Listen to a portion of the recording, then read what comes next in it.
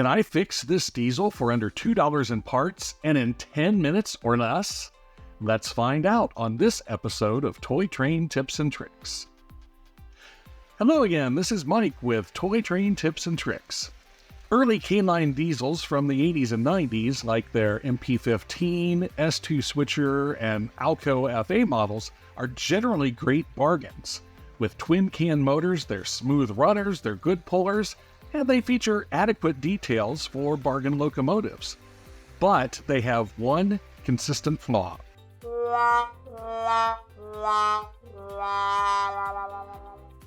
When running forward, they like to derail on curves. My previous solution was to run the diesels backwards. Cab forward on the switchers and dummy first on the FAs with the powered unit pushing. But I recently stumbled onto a permanent fix for these locomotives that I will share with you, and it requires less than $2 in parts, and it's so easy that I bet I can complete the repair in 10 minutes or less. Don't believe me? Let's go to the workbench. Okay, so the problem that these locomotives have, whether it's the MP15, the FA, or even the ALCO S2, is that the front truck has a tendency to rub against the frame in curves, and so that friction is enough to keep the truck from rotating freely, and it rides up and over on curves. For some reason, the rear truck does not, the front truck does. So what we need to do is to provide something to keep this front truck from rubbing up against the frame, yet be flexible enough to allow regular operation. And so if you look, I know it's hard to see here with the camera, but right down in here, there is a metal clip that attaches between the truck, and it goes up into the slot into the frame. And what we are going to do is we are going to add a small compression spring and a washer to that. And these springs, this one is a 3/4 or 3/8? 3/8, a 3/8 inch. It's 1 1/4 inches in length, but you can get any length. And actually this will be enough to do 2. Whoops. There we go. So you want it not too stiff to keep the truck off. And we're going to cut it about 3 coils deep when we do this. And then from where we cut it, we're going to need a washer on top to keep the loose part of the spring from getting caught up inside the chassis. So that's all there is to it. Less than $2 in parts. This is like 89 cents. This might be a quarter. All right, so we're going to get into this, and I've got my super high-tech stopwatch here to see how long it's going to take me to do this, and let's go. All right, so we are running. All right, now the first thing with this one compared to the last MP15 I did, I'm already at a disadvantage. The old ones just have 1 screw here in the radiator to take out. This has 4. This is the later design. There are 4 screws to take out, and 2 of them here are a little harder to get to here behind the truck. Whoop. 1. This is the hard one. Come here. There. Oh, 30 seconds. 30 seconds in, and we only have 1 screw out. There's 2. These 2 are much easier. And then this will allow us to pop the shell off and see what's going on. Again, with the older ones, you just take the front screw out that's in the radiator, and then there's a clip on the back. You just slide the shell back and off, and you're ready to go. So on those designs, I would already have had the shell off. Come here, you. Okay. All right. 1, 2, 3, poof. And there we go. Now, the next problem that we see is that our horseshoe clip that holds it on like it does here on the back is underneath the circuit board, and there's not a whole lot of room to work with here. So here are my choices. I can go through and remove all of these screws and brackets and take this whole circuit board off to get to it, or I can try to squeeze into that little bitty space, and there's really not enough to get a camera in there to show you what's going on. But what I'm going to do is I'm going to try to reach in with a screwdriver and get this horseshoe clip off. I'm going to rotate it a little bit so I have a better angle. And Again, you're not really going to be able to see this on the camera.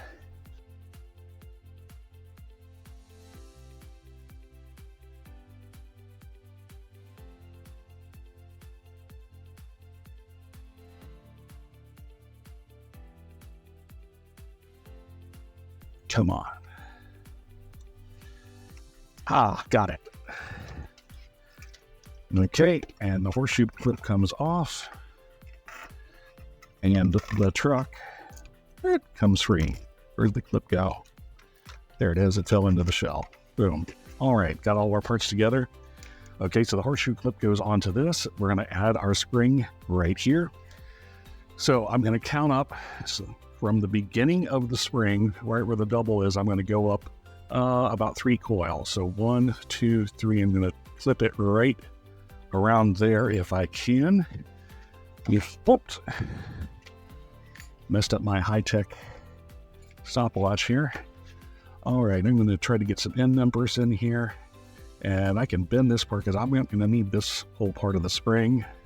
That is surplus. I just need enough room. Clip. And watch. Make sure it doesn't fly away. There we go. That looks pretty good. Pop that puppy on there. And let's add our washer. Make sure it's not too stiff. That feels pretty good. All right. So we're going to slide our... Get back on here. We're going to slide the bracket on first into the frame, and then we will line up our horseshoe. Let me do it this way. Okay.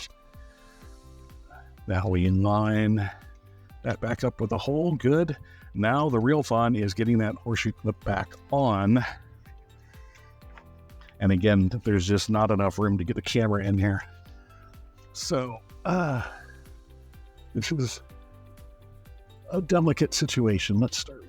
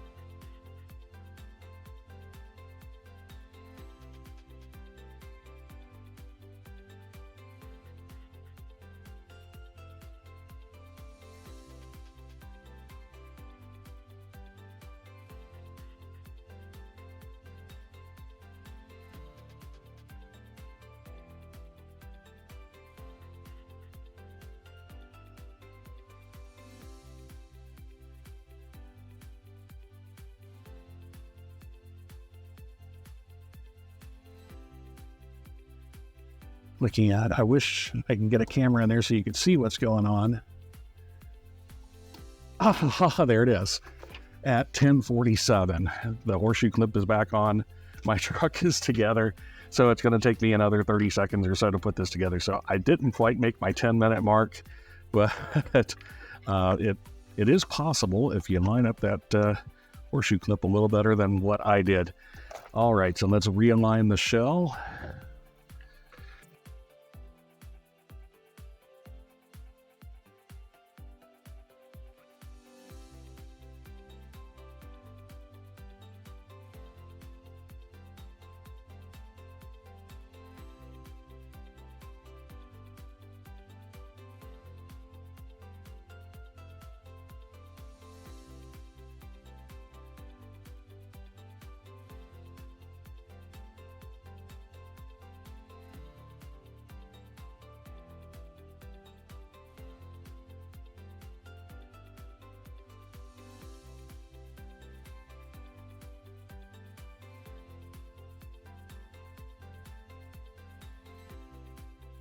This screw is just causing me a little bit of grief.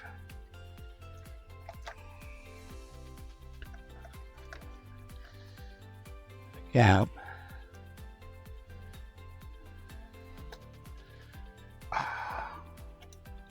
It just doesn't want to go in straight. And now my hand is cramping. And I've missed the 15-minute mark too. Dun, dun, dun. All right, I'm going to have to pause for a second. I've got some hand cramp going on. For once, this isn't a getting old problem. I've had this problem for years. Little tendon problems in my hands. Okay, let's get this last screw and call it done. Get it lined up. Now I got it. Finally. A little over 16 minutes. Ta-da! And it's done. Let's take it over to the layout. You can see how the spring sits in there. It keeps the front of the truck from rubbing up against the chassis, but it still allows flexibility. Let's see how it runs. And there it is, better than new. The K-Line ALCOs can be fixed in a similar manner, and that one Achilles heel of these budget models has been removed. Ultimately, I didn't make it in 10 minutes, alright.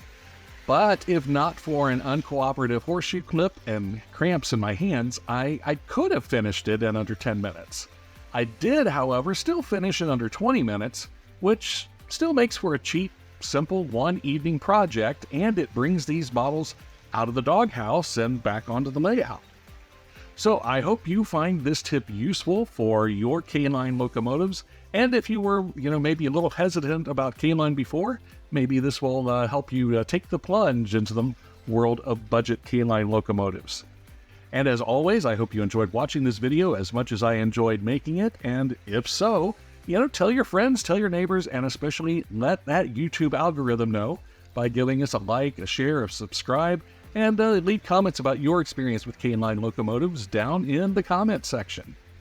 Until next time, keep the trains running and maybe repair a few in the process, and we'll catch you next time on Toy Train Tips and Tricks.